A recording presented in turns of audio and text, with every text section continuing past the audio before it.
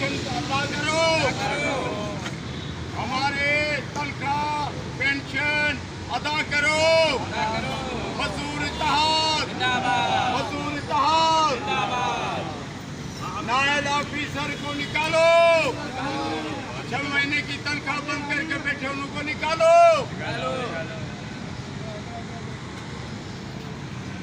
मजदूर इत्तेहाद, पेंशन बहाल करो, तनख्वाह दो। ये तो मुझा प्यारा दोस्तों तव्हांखे ख़बर आहे त असांजूं 5 महीननि खां वठी पघारूं कोन्हनि, 6 महीननि खां वठी पेंशन कान्हे का।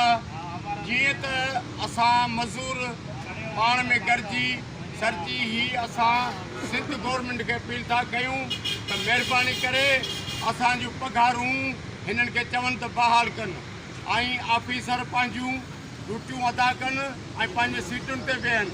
ऐं रुगी असांखे चवनि था हर हफ़्ते में था चवनि त साईं अॻे हफ़्ते में पघार आहे, अॻे हफ़्ते में पघार आहे। साईं 5 महीना थी विया आहिनि, हे पेंशन वारो आहे, हिन खां पुछो त घणा महीना तुंहिंजी पघार बंदि लॻी पई आहे। दादा मई वारो महीनो नवंबर में मिलियो आहे, वरी 200 रुपयो बि न आहे। 6 महीने खां वठी हिन पोड़नि जूं पघारूं बंदि आहिनि। ही वीचारा काॾे वञनि?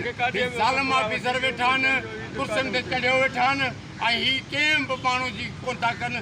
असांखे पंहिंजो इंसान नथा सम्झनि, असांखे पंहिंजो मज़दूर नथा सम्झनि, त असां बि हिननि खे ऑफिसर कोन था सम्झूं। छो त ही ज़ालिम ऑफिसरनि पघार न ॾींदा असांखे। ही अॼु असां थोरो एहतिजाज कयो, असांजो ॿियो एहतिजाज फिल्टर प्लान ते आहे। इंशाअल्लाह ताला सां गॾिजी सची शाम जो वेही पंहिंजो को लाइअमल ठाहे पोइ प्रेस क्लब ते या कराची असां धरणो हणंदासीं। असां कॾहिं बि हिननि खे ईदगाह में पघारूं न बि चेक जमा थिया त थी सघे थो असां पंहिंजी सूरत हाल अञा वधीक असांजी ख़राबु थी वेंदी। महिरबानी करे हिन ग़रीब मज़दूरनि खे पेचीदी मुलाज़िमनि खे पघारूं ॾिनियूं वञनि।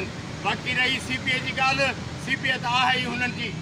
8 महीना वासा खे थी विया आहिनि, पघार कान्हे। ही हालत इदारे सां कई आहे हिननि।